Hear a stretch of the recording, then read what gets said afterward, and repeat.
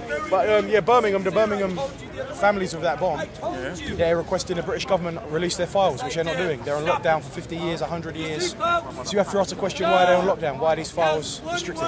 Well, you do understand that there were situations where people, not just in England, but in Ireland. Yeah, we've established that. Okay. And that was unnecessary. That was not needed. Content over everything! It wasn't the objective. It wasn't the objective? No. So why was it done? War ends in that. Well, yeah, you choose, as we discussed Yeah, earlier, but I'm saying, you choose the you have to military understand, was the objective to kill civilians, or was it an economic war at that point? Economic? Yeah.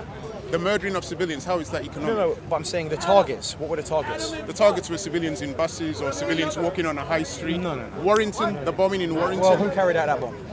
You don't believe that was the IRA? It was carried out, most likely, I think the BBC did a thing onto it, you know, the British, saying it was Red Action members.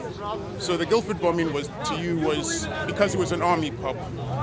The Birmingham one, you're saying we're not sure about that. I think that's a sketchy one, and I think the families of the victims say as much as me. What of the bombing in Omagh? That's another very sketchy one. Very sketchy. Why is it that all the bombings are always sketchy? Well, because it's a dirty war. It wasn't known as a dirty war for nothing. I mean, I'm going on what the British present. I'm going on what the British put forward. I'm not going on my own mad conspiracy theories. Okay. I'm going on what what's come out about the British, what's come out about double agents. In Omagh, one of the members there was working with the security services. Very strange. Very strange. So it opens up to all kinds of questions. To infiltrate the IRA? Yeah, certainly. Certainly at that point, it was. I mean, again, not conspiracy theory. It's been proven as fact. Okay. The provisional IRA was penetrated, and then the real IRA is there referred to. That was around the peace process. So, what can be said? I mean, are you a fan of the Good Friday Agreement? No. Really? What do you think should you? Oh, of course, you want a united Ireland. The Good Friday agreements are redundant. Redundant. Redundant. How many agreements have followed the so-called Good Friday agreement? But there's been a significant amount of peace. Yeah, but less people have died in Ireland. That's not what the agreement's about. The agreement was essentially putting a gun to people's heads, saying either vote for war or vote for peace. So the outcome, obviously, naturally, is going to be vote for peace. And many people don't recognise the Good Friday agreement. And what would you rather have then? The British out of Ireland. But the British aren't in Ireland. The troops aren't there anymore. Yeah, there's over 5,000 British troops in the North of Ireland today. Compared to like how many? Well, they're still there then.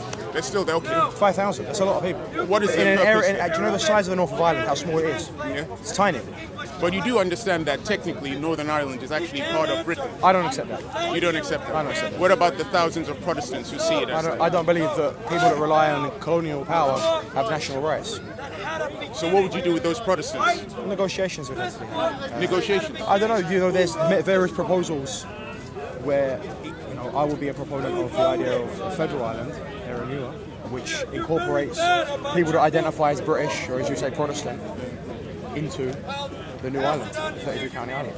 And what island would that be? That would be a new island, would be a 32-county. A 32-county, but it would be united as... Yeah. But what if they don't want to unite? As I just said to you, I don't believe colonists have national rights. They don't have rights? I said national rights. National rights. I don't believe people that are reliant on imperialism have national rights. The Muslim world Wherever they figured out. Whether they be the French in Algeria, whether they be I am the greatest. the settlers in South Africa, whether they be the people in Ireland. I don't believe they have national rights. So let me guess, you're a Catholic? It's a religion. It's irrelevant. I'm talking about it from a political point of view. It's not, but your political point of view is irrelevant. So what is the relevant part? The conflict is not about religion. I know it's not that. about Catholic and Protestant, so it's an irrelevant question. Well, there are aspects of it historically which do relate to the history of it. Like when we talked about the plantation. In the current when we day. talked about the plantation. Again, you could make as much an argument that it was a racial issue as a religious issue. Not true. That Gabriel. Yeah, it's racial, religious, political. They're all intertwined. Yeah, but it's a struggle of national liberation. Yes. And ultimately, it's not about religion. One side may have religious differences, but even for them, there's a mural in East Belfast, which is on the Loyalist side, which very clearly says this conflict's not about religion, it's about nationality. Yes, it's about nationality, but I still say they're all intertwined. The politics is there. degree, yeah. To a degree, they're all intertwined. And I understand that you're talking about liberation, a united Ireland for all of the Irish. But I'm saying, what of that portion? I've just answered you. Yeah, but that's the part that I find interesting. You said you don't take what they have to say seriously because they're imperialist. No, because they're reliant on imperialism. They're reliant on It's not what their ancestry is or what their fathers did or what it's not nothing to do with that. It's that their reliance is on a foreign power, which is Britain, which has no right. I believe has no right in my country. Okay. So therefore, I don't believe they have national rights. The same way the French, because they were reliant on imperialism to relate in Algeria, I don't believe their national rights is either here nor there. Okay. Tell me more about this policy that you were talking about, the federal, you said, I can't remember it. Can you repeat it again? Era Nua. Era Nua. Yeah, which means New Ireland. New Ireland. It's actually quite a, how should we say, progressive mandate from republicanism. So much so that Gerry Adams and co. actually branded it as a sop to unionism, as a sop to loyalism. Okay. They saw it as going against republicanism, which is ironic anyway. But so Sinn Féin doesn't condone this? They did until 1983. So who actually condones it apart from yourself? Various Republicans would. They would? Yeah. How are they going to implement? Who would they talk to about it? British government or Sinn Féin? Because there's a coalition in Northern Ireland. Obviously, discussions will be had with the unionist, loyalist population. Okay. That's the whole point of it, because it's about incorporating them without any discrimination into a new island. So there's a political party that's trying to implement this, what you're saying? Yeah, there will be. They will be? Yeah. Well, what is good? Yeah. Would say? So they will be in the future? Potentially. Well, I look forward to that. Yeah, well, you know. Good luck to them trying that. And hopefully... you know what? It's actually a sensible document and not far-fetched. It's even the loyalist population have at times sat down and discussed this document. In fact, it was the provisionals under Gerry Adams after 1986 that saw away with it, and as I said, described it as a sop to them. So you have to question who is the real enemy and what agendas are at play. So what you want is a minority. What do you mean? The people who support what you want are a minority, even within Republicans. Well, you know, I wouldn't say a minority. I'd say it's a sizable number. So what? I would say there's a sizable number. I don't know the exact percentage. And it's a document that can be added to, certainly, and revised, just not, set in stone. Okay.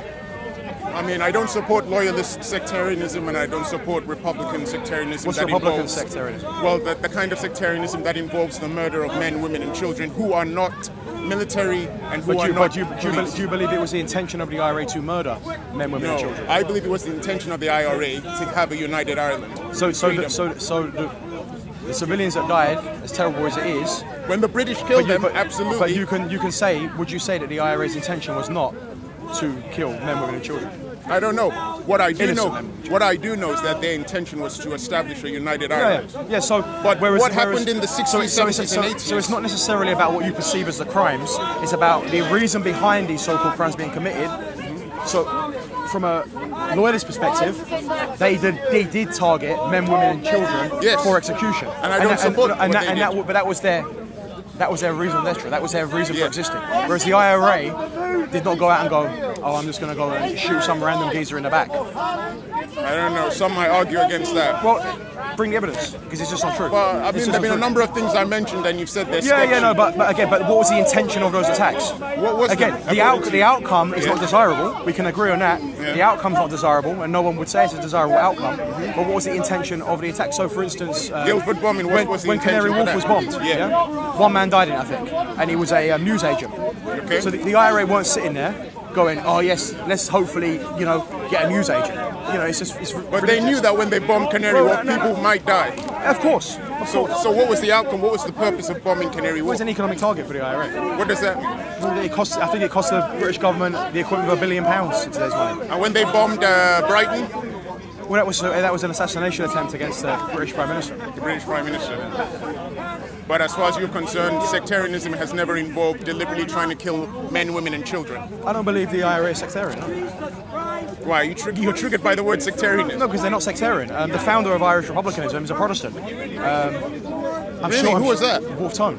So, I mean, it's absolute nonsense. It's a British propaganda. I'm sure you might find people with sectarian points of view within Republican communities and nationalist communities, but Republicanism is not a sectarian ideology at all. It's not, as I said, it was founded by a Protestant. So the IRA are not sectarianism, but to you the Loyalists are? Of course they are, yeah. And why are the Loyalists sectarian? Well, because the Loyalists, the very ideology is based on supremacy, first and foremost.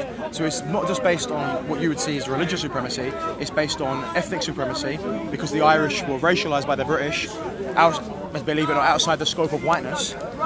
They used to draw them as monkeys and apes and such like. So the Loyalist mentality is one of supremacy. So when they carry out their attacks quite indiscriminately against men, women and children, they were doing it on the basis that these people were inferior, were threatening their supremacy. Whereas when the IRA carried out attacks, it wasn't on the name of supremacy, it was in the name of national liberation. Yeah, national liberation. I can't disagree with that part. So that part, we are in agreement, even though my opinion probably is of no relevance to you. But that part, I don't disagree. But the other part, there's too much going on for me in the 70s and the 80s to not see it as a deliberate attempt to kill Irish civilians or English civilians. There's too much going on. I don't accept that. I don't accept that. There's too much. Omar bombing. Omar bombing was in the 90s, the late 90s. Exactly. People died. Civilians died. Yeah, but we just discussed the Omar bomb as being a very, very shady issue. But whenever I come up with a bombing, you come up with that one. I mean, do you know, I don't like this debating bombings because it's not really a nice topic because people have died and everything. It's not a nice topic to do. You're absolutely right. To debate the ins and outs of everything. That's why I try and talk about it in a broad perspective rather than going into each bomb. True, but we can't avoid it because it's part of the history. And it's part of history that, you know, the security services is very murky on that bomb. I don't support the security services, and I'm aware that they've done dodgy things. So if, in the case of the Omar bomb, security services knew about it or allowed it to happen, they had an agent on the inside, and this is going on British information. And they should be condemned as well. Well, not just condemned. Imprisoned. I don't care what the British do with their own people in their own justice system, but what would you have done to them? The point, it's none of my business. But if they're doing stuff in Ireland... I would support what? British criminals, British war criminals. Well, in the ideal situation, I would support them being before a Republican court of law. Okay. I don't want to see British war criminals dragged before their own courts in the idea that you're going to get justice for a British court. I think that's nonsensical. No, but they could be taken to the Republic of Ireland to be tried. Yeah, but it's never going to happen. And I mean, we could get into a discussion about that anyway. There is no, you know, that government works in the interest of Britain anyway. So really? the point is, I wouldn't be for British war criminals being before British justice. Well, and this is something way in the future, you know. I mean, the reality is that, you know, this is idealism. It's not going to happen. Well, Pat, it's been very interesting and emotional talking to you about this. So, thanks. No worries. No worries.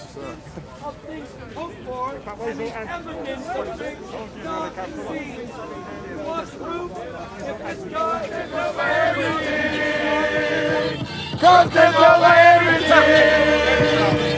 From your Man, say it straight. Man, don't listen to BBC. Man, don't listen to ITV. This is our corner now, right? And brother, there's a topic that you might be able to jump into, right? So the two topics we're going to cover today is how black people are represented in the media, and you mentioned something earlier, and what was the second one? What the skills to teach the next generation, So which one should we start first? Let's start with the media and end with practical. Yeah, okay. So how are black people represented in the media?